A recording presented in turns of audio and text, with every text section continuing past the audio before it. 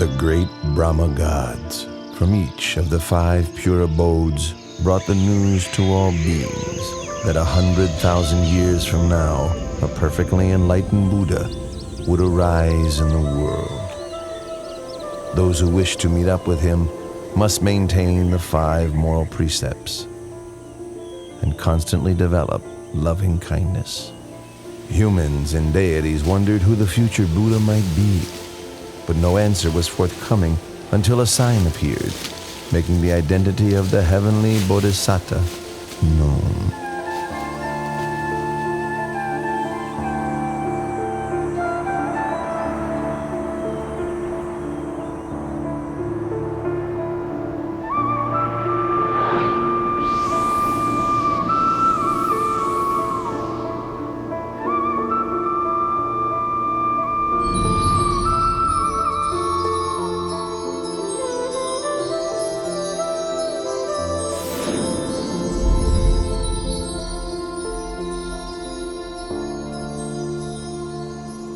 The deities and Brahmas met together for the sake of inquiring who the enlightened one would be.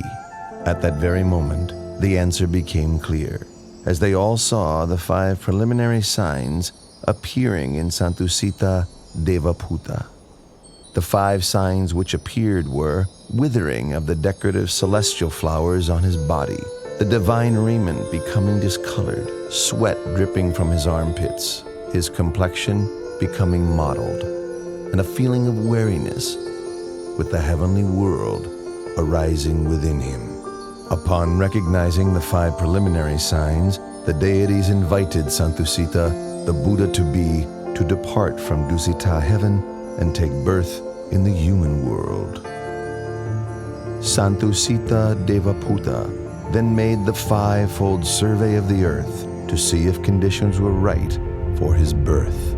The first criterion was that the lifespan for human beings at the time must not be too short nor too long, suitable for attaining the Dhamma. The continent must be India and the country the middle country. He must be born either into the warrior caste or as a Brahmin, and his mother must be one pure in moral conduct with much accumulated spiritual virtue. Seeing that all of these conditions were fulfilled, the Buddha-to-be accepted the invitation to be born upon the earth.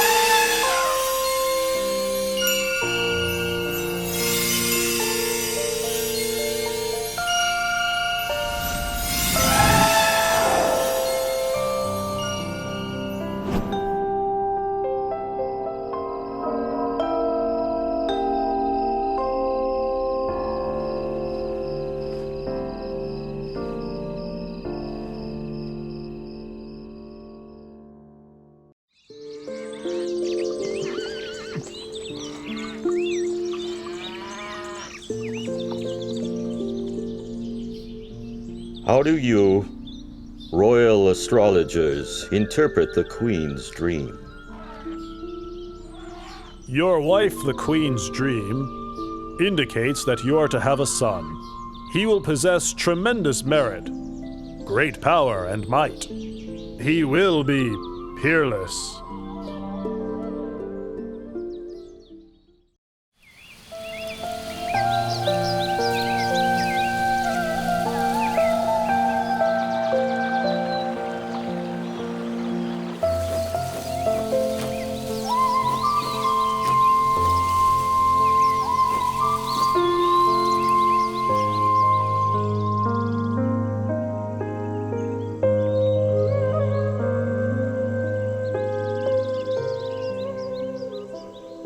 My lord, tradition calls for me to return to my family home at Dewataha to give birth.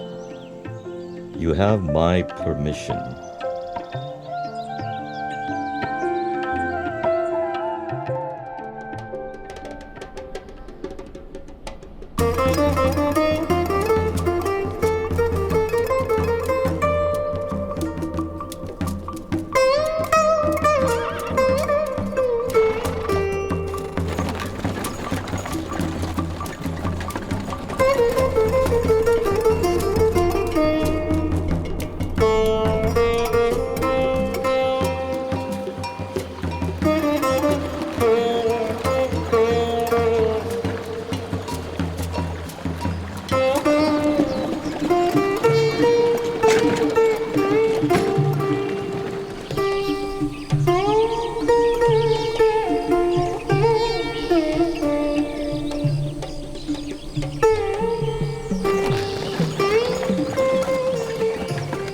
Counselors, let's stop and rest here. We have now completed half of our journey.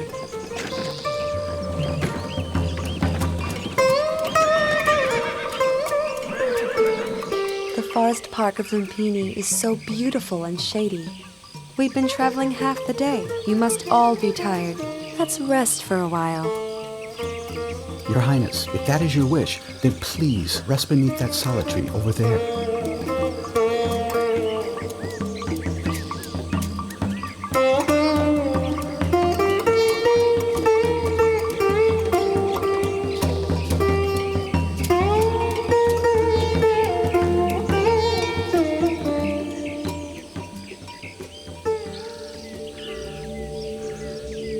I feel as if I'm about to give birth.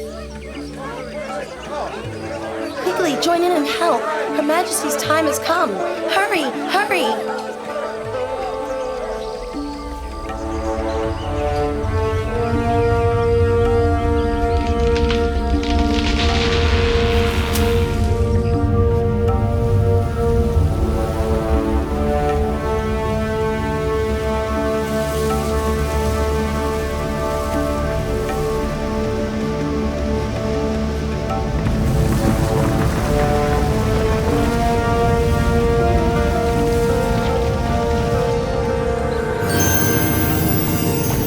As soon as the Bodhisattva was delivered from his mother's womb, and before he could drop to the ground, 4 great Brahma gods from the 5 pure abodes spread a net of gold to receive his body.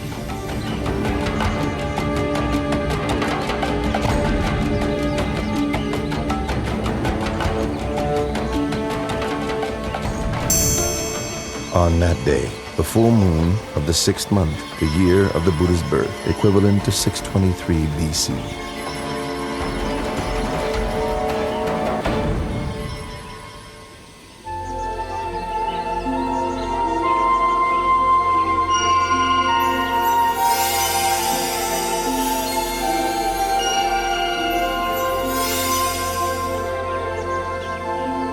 I am supreme in the world, foremost in the world, most excellent in the world. This is my last birth. There will be no more birth for me.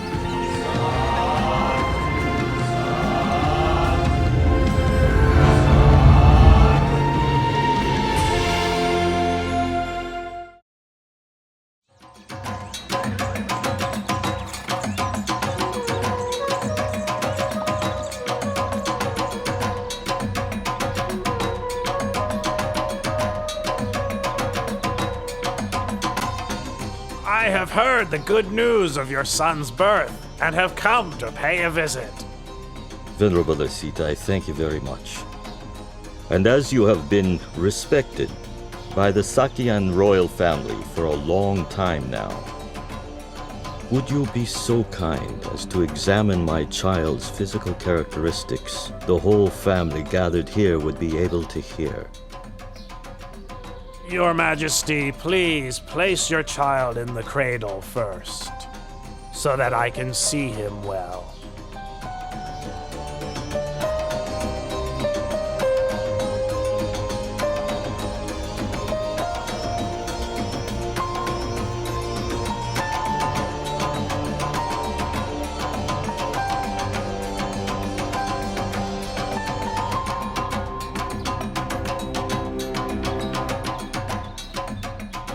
This royal child exhibits all the characteristics of a great being laid down in the ancient texts.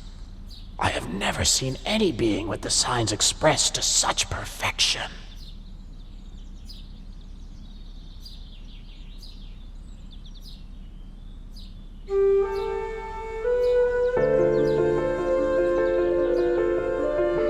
Huh? Venerable Asita!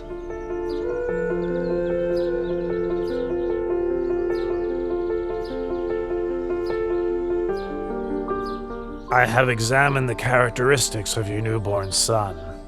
I predict that when your son has grown up, should he lead the household life, he will become a wheel-turning monarch, a great king of the world.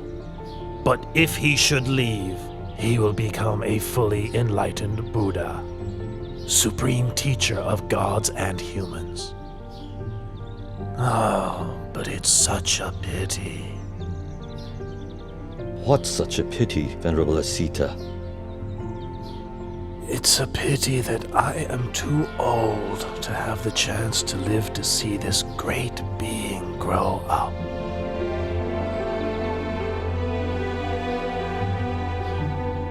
In the future, my son will be a great being with more power and might than any other in the world.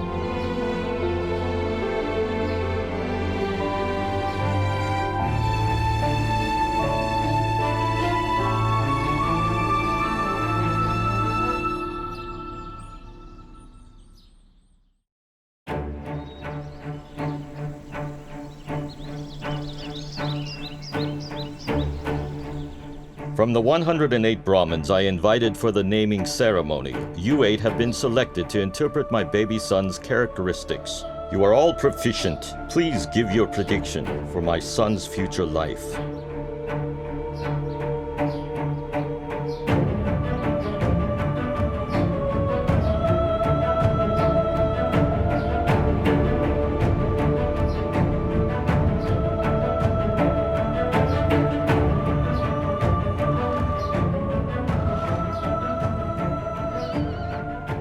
Your Majesty, having examined your son's characteristics, I predict that, should he inherit your throne, he will become a great wheel-turning monarch with an empire that spreads far in every direction. But should he go forth as a monk, he'll become the perfectly enlightened Buddha, the unequaled supreme teacher and guide to the world.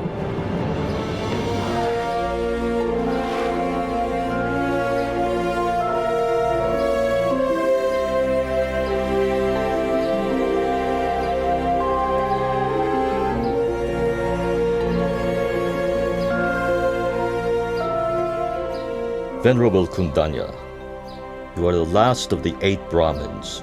Do you agree with the other 7 Brahmins that my son has 2 courses, either to become a great wheel-turning monarch or to become a fully enlightened Buddha? I have considered your son's characteristics in detail,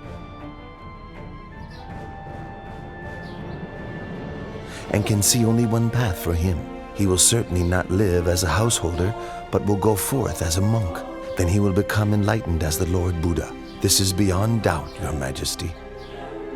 You predict my son will reject the household life What would cause him to make such a decision? Your son will see 4 signs: an old man, a sick man, a dead man, and a monk. These signs will inspire him to give up the royal throne for the sake of the holy life, through which he will become enlightened as the Buddha. Well, I'd like my son to be a great wheel-turning monarch, ruling the 4 great continents, the greatest prestige for any king. From this point onwards, I will not allow my son to ever see an old, sick, or dead man, or a monk.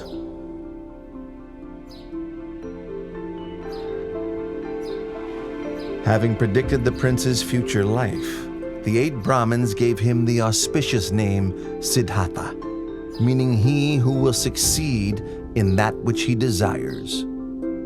Having returned to their homes, each of the Brahmins instructed their sons that when the time comes for the new prince to leave the household life, they should go forth and follow him.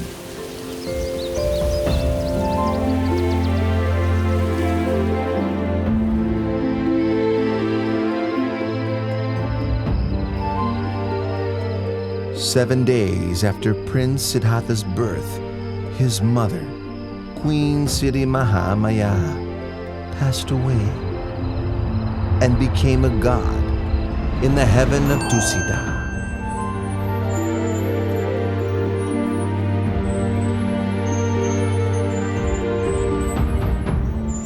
So King Suddhodana had Queen Siri Mahamaya's younger sister Mahapajapati raise Prince Siddhartha.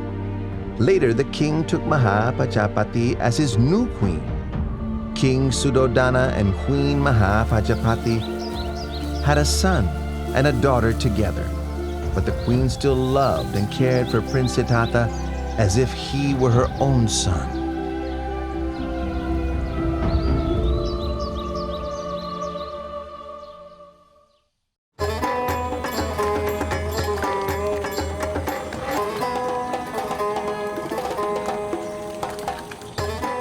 Both of you would like to go and watch the plowing ceremony, wouldn't you?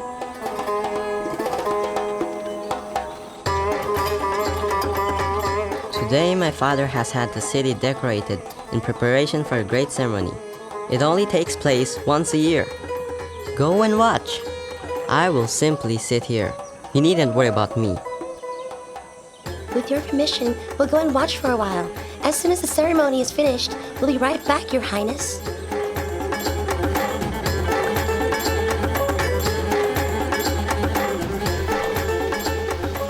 Left alone in a peaceful and shady glade, Prince Siddhartha began to sit in meditation, attaining the tranquility of the first jhana.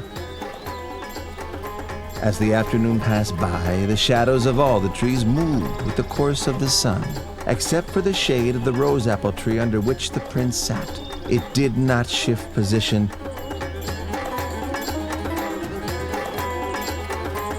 but remained steadily in place. When the companions returned and saw this wonder, they were startled and conveyed the news to the king, who went to see for himself.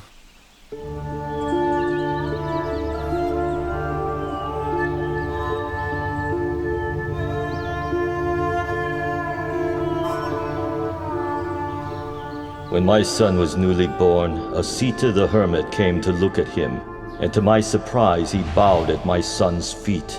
On that day, I also bowed to my son for the first time. Now, my son has performed this marvel. Having seen it, I feel I must bow to him for a second time.